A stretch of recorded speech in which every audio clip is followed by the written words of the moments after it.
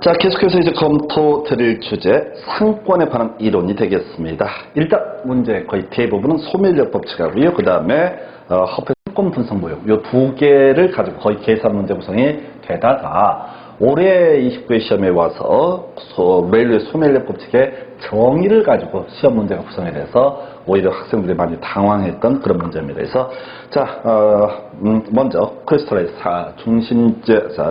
중심지 이론 요거부터 이제 볼 텐데, 요건 24회 때 나오고 다시는 안 나오고 있어요. 그래서 보긴 보는데 조금 비우고 하셔도 좋습니다. 그래서 키워드 문장 하나로 끝내는 거죠.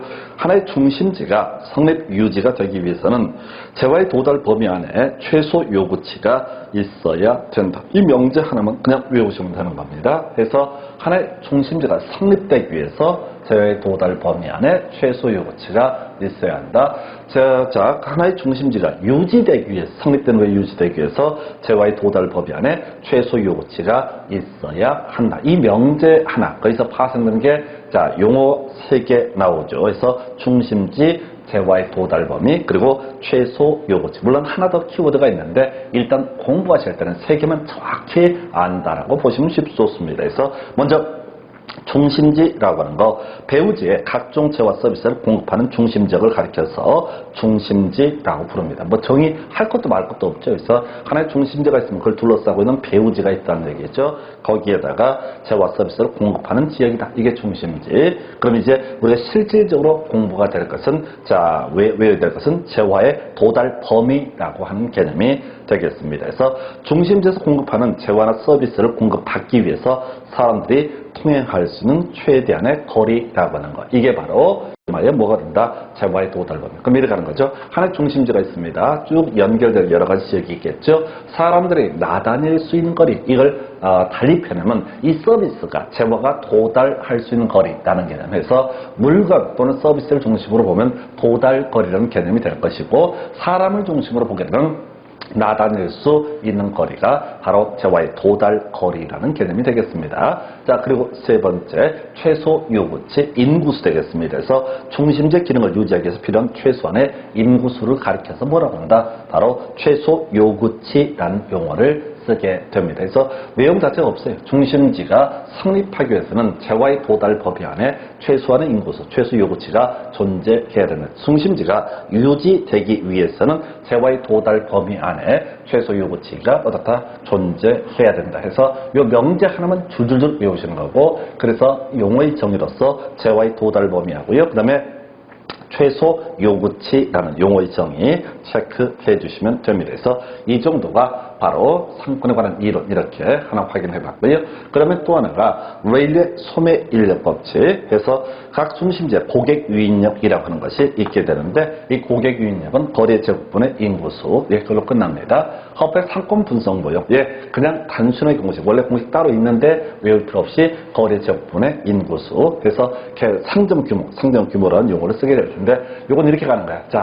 지금 레일웨이 소매인력 법칙, 소매충력 법칙. 먼저 소매라는 것은 도매에 대응하는 개념이 되겠습니다. 사람들이 소비하러 나다닐 수 있는 힘, 나다니는 개념이 소매라는 개념. 인력 땡기는 힘이 되겠습니다. 그래서 항상 얘는 도시가 나와요. A도시와 B도시와 C도시가 있다라고 전제하면서 중간에 D도시가 새롭게 생성이 됐다. 그러면 이 D도시에 있는 사람이 A도시나 B도시나 C도시로 어디로 가서 소비를 할 것이냐라고 하는 거. 그러면 A도시에서 땡기는 힘이라는 것을 고객 유인력이라고 부르게 될 텐데, 이 고객 유인력이라는 것은 D도시와의 거리의 제곱에 반비례하고, 거리가 멀면 멀수록 어떻다? 이 인력이 땡기는 힘이 작아지게 될 것이다. 그리고 인구수, 덩치, 상권이 형성되어 있으면 그만큼 A도시로 많이 땡기게 될 것이다. 해서 거리의 제곱에 반비례하고, 그 다음에 인구수에 비례한다. 그럼 이제 각각 계산 문제를 보시면 쉽게 이건 이해를 하실 수 있습니다.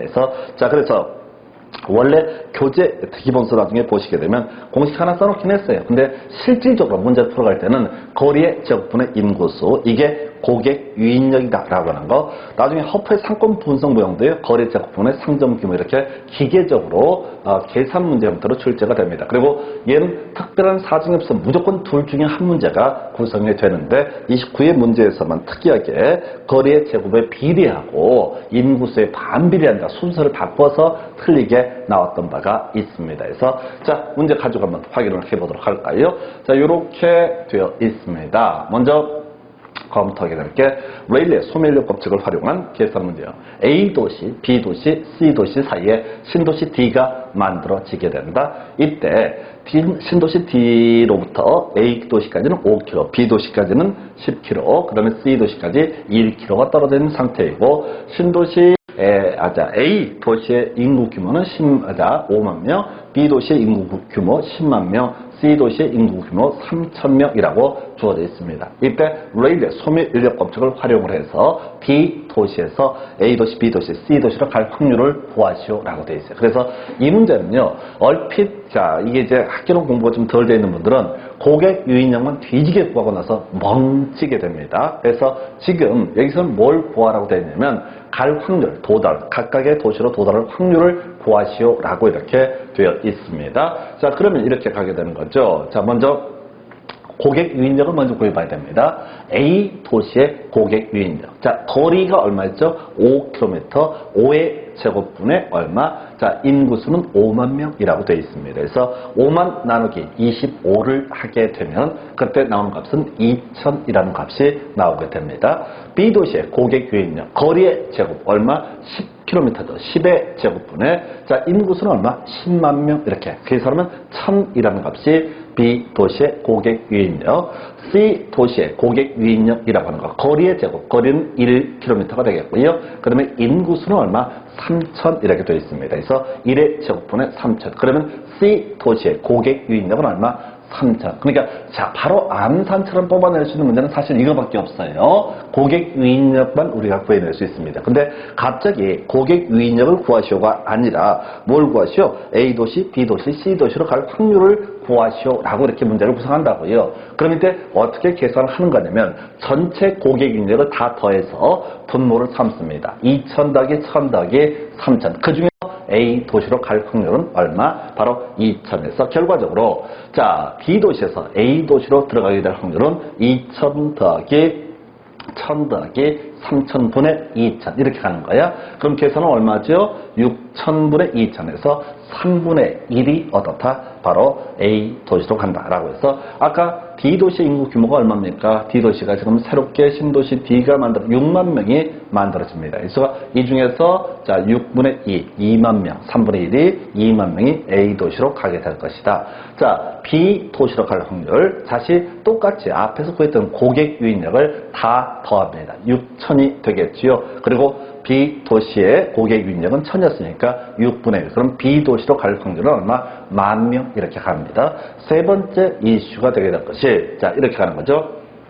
C 도시 분모는 일단 6,000이 되겠죠. 그 다음에 분자는 3,000. 그래서 결과적으로 3만 명. 자 50%니까 3만 명이 어떻다? C 도시로 가게 된다. 이게 문제 맥시멈이에요. 그래서 지금까지 문제 구성할 때 보통 여기에 제가 좀 예제로 만들어 놓은 것은 일부러 자 지금 보통의 경우는 A 도시와 B 도시 사이에 신도시 C가 등장했다. 이렇게 두 개만 가지고 보통 구성을 해오다가 28회 때 문제에서 허프의 상권 분석 모형에서 세 가지 상점이 등장을 하게 됩니다. 그래서 그거랑 착각을 자 약간 힘들어할까봐 미리 땡겨서 봤는데 문제는 이게 안 나왔어요. 이게 안 나오고 정의가 나와서 거리의 제곱에 반비례하고 인구수에 비례한다라는 용어의 정의가 출제가 되고 말았습니다. 해서 하여튼 계산 문제가 훨씬 더 확률이 높기 때문에 정확하게 기억을 해 주셔야겠고요. 이게 레일리의 소멸 인력 법칙. 예, 이게 약 0.5문제. 이게 아니면은 뭘 낸다고요?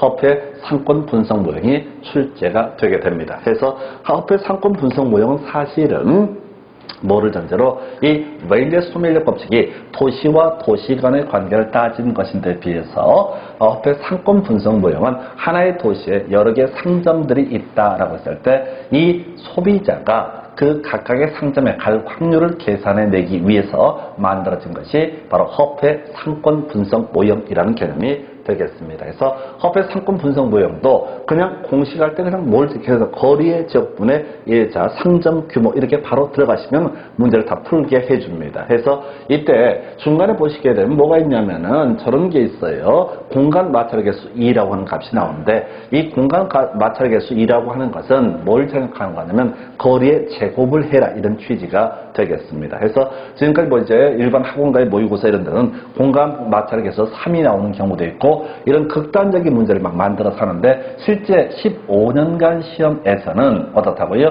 그냥 공간 마찰 개수 2만 나왔습니다. 그럼 또 생각을 해야 되겠죠? 만약에 이번에 공간 마찰 개수 3이 나오면 어떻게 할 것이냐? 그냥 찍고 넘어가시면 되는 거예요. 왜? 15년 동안 한 번도 안 나온 문제를 가지고 미리 예상을 해서 할 만큼 우리가 한 가지잖아요. 자, 학교를 오늘 하는데 민법도 하시고 공법도 하시고 할 게 그렇게 많아요. 그러니까 양을 늘리는 게 아니라 기본적으로 던져주는 문제를 얼마나 잘 맞출 수 있느냐. 이게 포인트가 되겠습니다. 그래서 자, 허프의 상권 분석, 허프의 모형을 활용해서 X지역의 주민이 각 할인점을 방문하는 규모를 구하시오라고 이렇게 되어 있습니다. 자, 그러면 이제 X지역의 현재 주민이 총 4,000명이라고 주어져 있고요.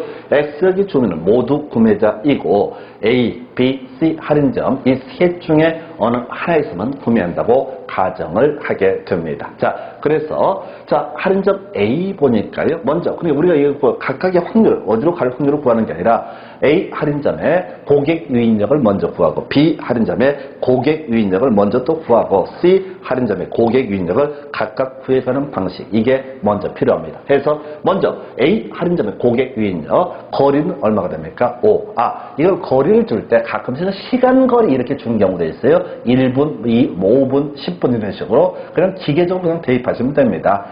그냥 물리적 거리가 됐든 시간 거리가 됐든 거의 현혹되지 마시고 문제를 구성할 때 약간 어렵게 구성하려고 시간 거리 이런 걸 주는 경우가 있거든요. 근데 기계적으로 그냥 대입하시면 될 문제다. 그래서 자 할인점 A의 고객 유인력은 그 5의 제곱분의 500 이렇게 가게 되는 거죠. 그래서 그럼 500을 25로 나눴을 때 할인점 A의 고객 유인력은 얼마? 20이라는 값이 나오게 됩니다. 자 할인점 B의 고객 유인력을 보니까 10의 제곱분의 300. 그러면 이제 B 할인점의 고객 유인력은 얼마? 3이라는 값이 나오게 됩니다. C 할인점의 고객 유인력은 15의 제곱분의 450. 자, 좀 어려운가요? 15의 제곱분의 450을 하면 얼마죠? 450 나누기 15, 15를 두 번 나누게 되면 값이 얼마가 나오나요?